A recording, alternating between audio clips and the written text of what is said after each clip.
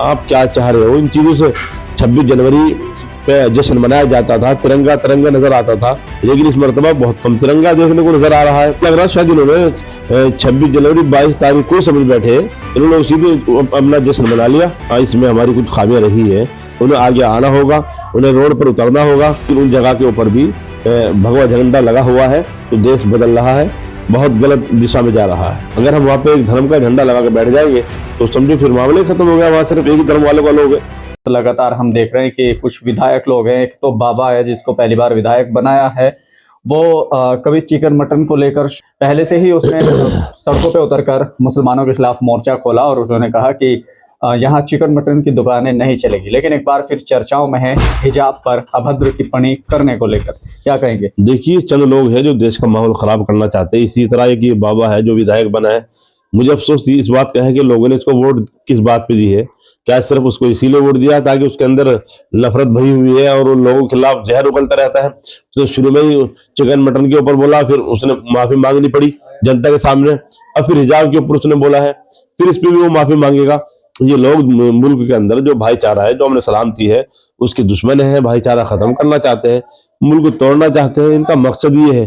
तो वहां उनसे नारे लगवाना और उनके हिजाब पर टिप्पणी करना, और फिर वो छात्राएं सड़कों पर बैठी है और प्रदर्शन कर रही हैं, विरोध जता रही है। तो क्या लगता है आपको, क्या कहना चाहेंगे इसमें?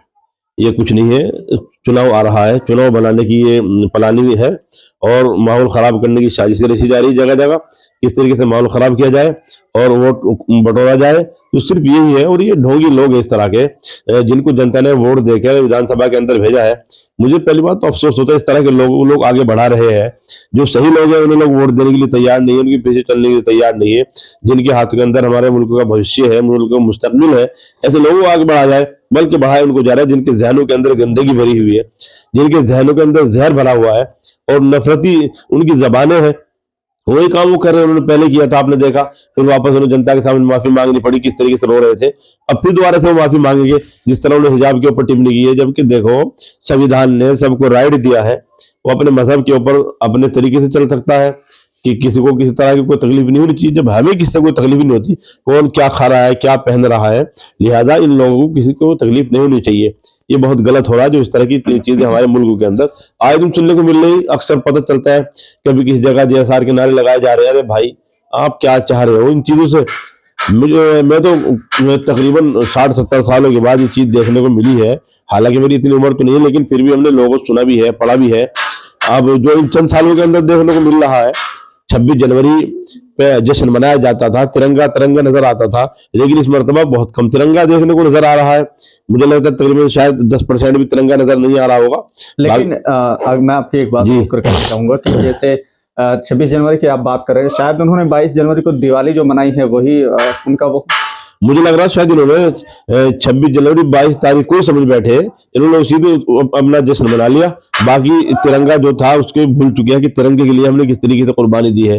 तिरंगा हमारी आन बान शान है, हम सभी ने इस मुल्क को बचाया है, अंग्रेजों को भगाने का काम किया है। लेकिन ये चंद फरामोश लोग जो कुर्बानी को भुलाना चाहते हैं, मुल्क को टूणे करना चाहते हैं, ये लोग आज ये सारी चीज भूल कर जिंदगी गुजार रहे हैं और मुल्क से जो सही निशानी है उसको खत्म करने की साजिशें रची जा रही है।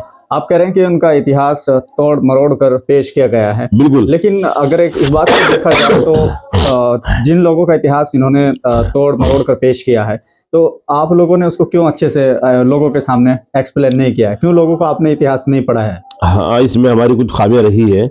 मैं उन लोगों से कहना चाहूंगा जो हमारे रहबर बने बैठे हैं, आप थोड़ा सा आगे आइए और जनता को जगाने का काम कीजिए। जो हमारे इस मुल्क के हिंदू, मुस्लिम, सिख, ईसाई जितने भी हमारे भाई हैं और जो संविधान के अंदर विश्वास रखते हैं, उन्हें आगे आना होगा, उन्हें रोड पर उतरना होगा और संविधान को बचाने की लड़ाई लड़नी पड़ेगी। अगर संविधान नहीं रहा तो फिर मुल्क खत्म हो जाएगा और सारी चीजें खत्म हो जाएगी। इसलिए संविधान को बचाना पड़ेगा, रोड पर आना पड़ेगा और जितने भी सेकुलर जहन के लोग हैं उन्हें सभी को मिलकर एक जगह इकट्ठे होकर, और मैं तो ये कहूंगा बैरिस्टर असदुद्दीन ओवैसी की क़यादत में लड़ाई लड़ी जाए, क्योंकि जो चीज उनके अंदर है वो दूसरे के अंदर हमें कहीं नजर नहीं आती।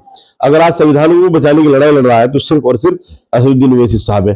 और ये देख लीजिए, जो क्या नाम सरकारी जगहें होती है वो सबके लिए होती है, वो हिंदू, मुस्लिम, सिख, ईसाई कोई भी हो, लेकिन उन जगह के ऊपर भी भगवा झंडा लगा हुआ है तो देश बदल रहा है, बहुत गलत दिशा में जा रहा है।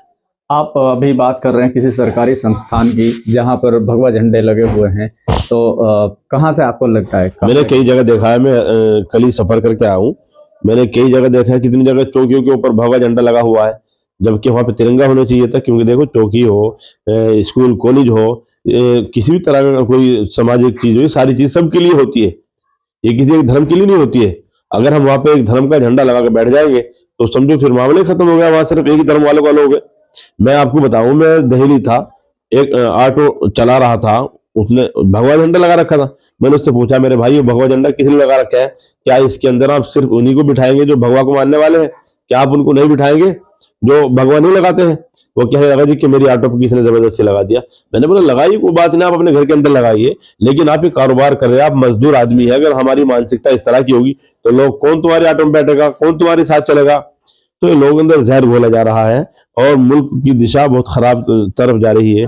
मैं इसलिए आप सभी से रिक्वेस्ट करूंगा, सब लोग मिलकर जो संविधान को मानने वाले हैं, इस मुल्क को बचाने की कोशिश करें।